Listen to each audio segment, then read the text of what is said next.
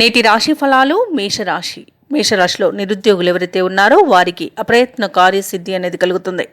ఇక సోదరులతో దీర్ఘకాలికంగా వివాదాలు ఏవైతే నెలకొని ఉన్నాయో అవి పరిష్కారం అవుతాయి.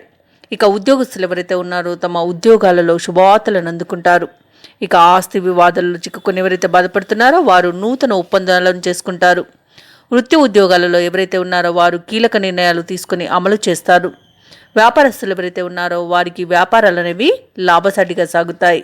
అయితే మేషరాశి వారికి కొంత ఉదయం సమయాన కొంత నెగిటివ్ ఫలితాలు అనేవి కనిపిస్తున్నవి. కొత్త పరిచయాల ఇబ్బందులు, ఆస్తి వివాదాలు, మాట తీరు వలన ఇబ్బందులు, అలాగే పెద్దలను గౌరవించకపోవడం వల్ల కూడా ఇబ్బందులు పడే అవకాశం ఉన్నందున కొంత జాగ్రత్త పడండి. వ్యాపారస్తులకు వ్యాపారాలలో లాభాలు కనిపిస్తున్నవి. తల్లి తరపు వారి నుండి శుభవార్తను అందుకుంటారు. ఇక ఈరోజు వ్యవసాయదారులకు పంట లాభం అనేది కనిపిస్తుంది. భూక్రయ విక్రయాలు ఎవరైతే చేస్తున్నారో వారికి మంచి లాభాలు అనేవి అందుకుంటారు. కాంట్రాక్టర్లు ఎవరైతే ఉన్నారో నూతన కాంట్రాక్టులను దక్కించుకోగలుగుతారు. ఇక ఎవరైతే వివాహ ప్రయత్నాలు చేస్తున్నారో వారికి కొంత మధ్యాహ్నం సమయం నుండి మంచి సమయంగా చెప్పవచ్చు. భార్య భర్తల మధ్య అన్యోన్యత అనేది ఏర్పడుతుంది.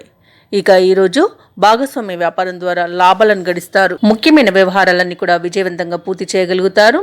అలాగే ఈరోజు రాబడి అనేది అధికంగా లభించడం వలన రుణాలను తీర్చగలుగుతారు. ఇక ఈరోజు వివాదాలకు దూరంగా ఉండడం అనేది చెప్పుకోదగ్గ సూచన.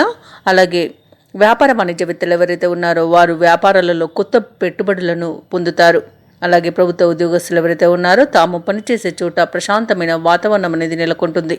చిత్ర పరిశ్రమ వరకు క్రీడాకారులకు కొత్త అవకాశాలు అనేవి వస్తాయి. ఇక విద్యార్థులు అందిన అవకాశాలను సద్వినియోగపరుచుకుంటారు.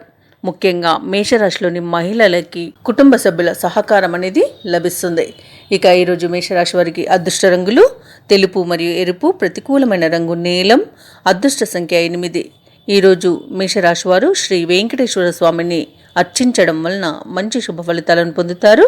అలాగే పనులలో వచ్చే ఆటంకాలని తొలగించుకోగలుగుతారు. ఈ వీడియో నచ్చినట్లయితే లైక్ చేయండి, షేర్ చేయండి, అలాగే సబ్స్క్రైబ్ చేయడం అస్సలు మర్చిపోవద్దు.